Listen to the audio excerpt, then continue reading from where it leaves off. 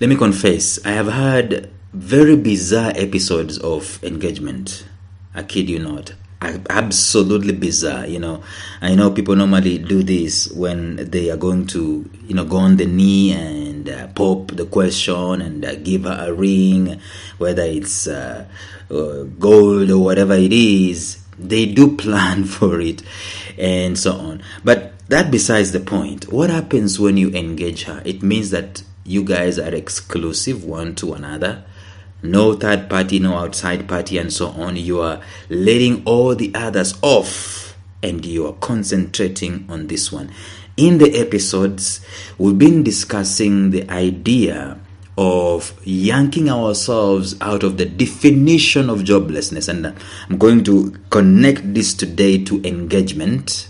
And you will see how it's going to come. And it's absolutely important. How you define yourself is critical to how you're going to churn out your life. If you call yourself a jobless person, guess what? You're going to behave like one. But if you call yourself a steward, which we're championing in this series, then you're going to have things changed and your behavior change and so on and so forth. So stay tuned for this one.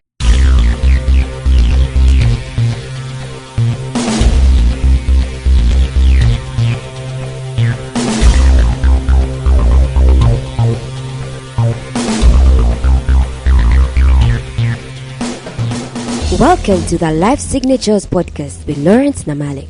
Lawrence is a life coach, author, and keynote speaker who loves to tackle different topics on purpose, productivity, and resilience. His mission in life is to awaken all your boundless possibilities available in you. Life Signatures podcast is dedicated to bring to reality every single person who knows that deep down in their gut, there's got to be more to life than this. And now, here is your host, Lawrence Namale.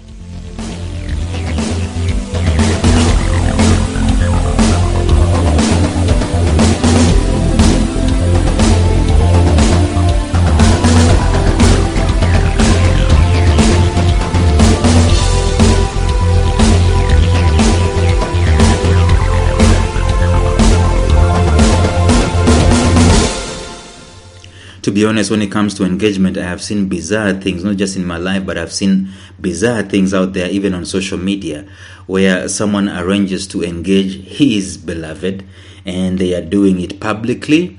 And I've seen several clips where they have been let down, as in she just walks away. She just spitefully looks at you and walks away and so on. It can be heartbreaking.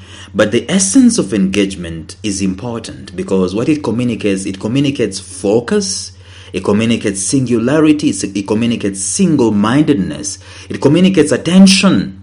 And in the episodes, we're discussing the idea of joblessness, and we've said that the identity, that there's a reality about joblessness. We cannot run away from it. We cannot even wish it away.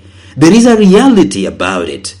But the question is, how do we solve these realities? There are very many ways that people are solving these realities. As a life coach, I am attempting to solve this reality from the angle of identity, because I believe that if you identify yourself with the statistics that you are a jobless person, guess what? Chances are that the aspiration to life reduce. Chances are that the way you behave will be like someone who is disempowered, someone who is useless, someone who feels like they are not needed. But I'm thinking you can flip the whole thing in your mind by deciding. It's a decision you make. Say, I'm not a jobless guy, I am a steward. Yeah, and people will ask you, but where is the money? Listen, the steward is not necessarily paid monetarily. In fact, the steward at the end of the day is going to be paid so much money because they have accumulated a lot of experience and a lot of initiative, and a lot of ideas have come their way, and they're basically functional. When we do interviews, there are two kinds of guys that we normally see in the interviewing room. We see a steward, which is someone who is doing something about their life with anything. This idea that, you're supposed to change your CV, this is just me, by the way, that you're supposed to change your CV if you're going for a sales job, it's supposed to change your CV to mirror, the sales gigs that you've done and so on, and you forget about the other gigs. Listen, when it comes to me, I want to see someone who has been functional. Whether I want a salesperson and what they've been doing is, being a shop attendant. They are being functional. They are being a steward. They are working. Other than someone who has been looking for the ideal job. There are those two kinds of guys. The guy who is job seeking and the guy who is a steward. Whom are you going to give the job? Obviously, I'm going to give the job to the guy who is a steward. Whether he's doing something remotely or maybe not even connected to what I want them to do. But the fact that they have been working, the fact that they have been doing something with their mind and their hands and their time tells me that I can engage this person and we can do something together because they are ready to go. But the ideal guy, the guy who is job seeking, who is looking for an ideal thing, this is someone who is slippery and they can easily, move to something else. But I'm winging this. My point is this, that the identity you give yourself is going to affect the way you appear in life. And rather than calling yourself and being satisfied by calling yourself a jobless person, I'm saying that why don't you flip it in your mind?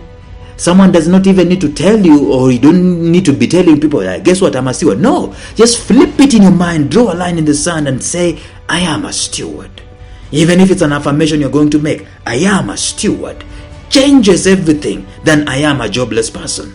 I am a steward puts responsibility towards you, and before you know it, you're looking for something to do to fulfill the identity of a steward. But if you are looking at yourself as a jobless person, you are not going to look for anything because it's already there. You're doing absolutely nothing. You're disengaged. I'm going to talk about engagement today. You're totally disengaged from what you're doing. The identity matters. If you grow up, they are calling you a child of a king, your behavior is commensurate to that title. But if you grow up and you are indeed a child of a king, but they are calling you a pauper or a child of a beggar, your behavior is commensurate to that identity. So it is important for us to know these things. So if you at any one point in time decide to call yourself a servant, several things are going to happen. Number one, you're going to have a heart of a servant. If you're calling yourself a steward, if you're going to call yourself a steward, you're going to have the heart of a servant. What is the heart of a servant? The heart of a servant is humility and is not choosy, is not seeking for things, about titles and about positions and about privileges and about pride. No, the servant does what is in front of them, however menial it might be. But they know at the back of their minds that this does not define me. My function as a human being is to serve. But my identity is not in the service I do. I am cleaning toilets, but I'm not a toilet cleaner. I am a child of the Most High God. I'm a functional human being. This is by the way, this is on my journey of greatness. I can do this. And we've seen very many CEOs who used to clean toilets. I tell you, we've seen very many CEOs who used to be drivers, picking up people. Taxi drivers. I tell you. So it starts from there. You know that my identity is not necessarily in what I'm doing, but as a human being, I cannot sit back because there's no job to do. I will do something as a servant because I have a servanthood heart. And let me tell you, that servanthood heart goes all the way to the highest levels of leadership. The highest level of leadership, if it's servanthood, you will see great things from that leader. And the second thing that you're going to do, if you decide to become a steward, the second thing you're going to do is you're going to be seriously time conscious. You're going to know that, at 7 a.m. I'm supposed to be doing this. I'm supposed to be reading. I'm supposed to be praying. I'm supposed to be pacing around. I'm supposed to be doing my abs and doing my sit-ups and doing my prayers. I'm supposed to be reading a book. I'm supposed to be writing. I'm supposed to be calling people. I'm supposed to be cleaning the cars. I'm supposed to be arranging the room. There is so much you can be able to do, but you put them in the time. And I said in the episode yesterday that it is possible for a jobless person to have a full-blown, fully filled calendar to the brim from Monday to Sunday. I kid you not. If you think it's a joke, you come to me. I can show you how it's done. You can have every minute of the day accounted for as a steward who is quote-unquote jobless from Monday to Sunday. And that changes everything. But if you flip it and you are a jobless guy, your calendar is as deserted as the desert itself. There is nothing in there other than entertainment and comfort. Will you believe it, by the way? Look at that. If you call yourself jobless, that's what you're going to look at. You want to find something that can soothe you, comfort you. All right? But if you call yourself a steward, you want to find something that is going to engage you. And today, that's what I want to talk about. Number 3, as you are being time conscious, if you are a steward, the heart of a steward is engagement. Forget about the engagement of those lovers and those guys who, look at each other's eyes and they just stop thinking. I'm talking about being engaged with activities. You're doing something with your head, something with your hands, and maybe even something with your heart. The mind, the heart, the body, they need engagement. And the jobless person does not engage these guys. That's the problem. The jobless guy does not engage the heart, the mind, and the hands and the body. And I think the greatest definition for a jobless person is that the one who is disengaged. And I talked about it in the previous episodes. Someone who is out of work is not necessarily someone who is disengaged, but someone who calls themselves jobless. They are disengaged. Alright, they don't have anything to do, or they have things to do but they don't do them because they don't fetch money at the end of the month, at the end of the week, at the end of the day. And so they become disengaged. I've never seen a steward who is disengaged. Never.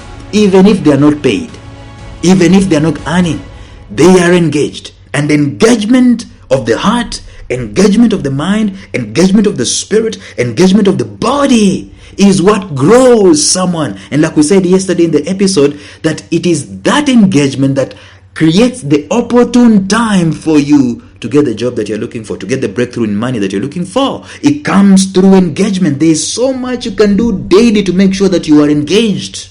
See, my mentor, I've talked about this guy, my mentor, Mike Maddock, he says, if you do not find something to produce or something to create, you will lose interest in life. Imagine that. If you do not find anything to produce, and he's not talking about a guy who's engaged in terms of a job or a guy who has a contract. He's talking about any human being. If you do not find something to produce, something to create, you will lose interest in life. What is the point of living without engagement? And I've talked about this very many times on these episodes. And I've said that if you look in your community, in your village, those guys who normally retire and they go back to the village, they've been living in their town, in towns for years on end, even as they're working, and then they retire, they're given a golden handshake, they're given their retirement money, their whatever, and they go back home into the village. Give them 10 years. Because they become disengaged, they lose interest in life, and there's a process called apoptosis. Apoptosis is a process of death, where if the body sees that you are not engaged, it sends signals to the rest of the body that they are no longer needed, and they start disintegrating. Apoptosis. You can check it out in the dictionary. So engagement is important. Don't call yourself jobless and get disengaged, but engage that mind of yours, engage that body of yours, engage that spirit of yours, engage that everything around you. Be engaged. Do something. Probably you're not going to be paid for it. The man who is engaged and the man who is not engaged, they both have 24 hours a day. And the one who is engaged, even if they're not being paid, they are much better off than the man who is disengaged and at the end of the day are still not being paid for the disengagement. So they are losing twice. First of all, they are not being paid, and secondly, they are retrogressing. Apoptosis is working on them. But the man who is engaged, the woman who is engaged, guess what? You have no clue what the next step is going to give you. I mean, very many times, breakthroughs have come in the slimmest of margins for someone who is engaged. Slimmest of margins, like the guy I told you that I employed the other day on the episode. I found the guy on the streets. This is the first time I met the guy. I'm a Kenyan, he's Ugandan. The first time I met him on the streets, I gave him a job. Slimmest of margins. What is the probability that you meet a random man in the streets and they offer you a job? What is the probability? It is very, very improbable. But what is the probability that you in your bed will meet a man in the streets to give you a job? It's even, it's non-existent. But at least the guy who is in the streets, there is a small chance. Those small margins. So get engaged. Get engaged and do something with your life. That something does not necessarily have to be a job for you to pursue it, for you to be engaged in it. It doesn't necessarily have to be a job for you to pursue it. You can inch closer to your breakthrough by being engaged than being disengaged. It helps you a lot to be engaged. Tomorrow we're going to talk about something else, but until then, think about that and get engaged. Bye-bye.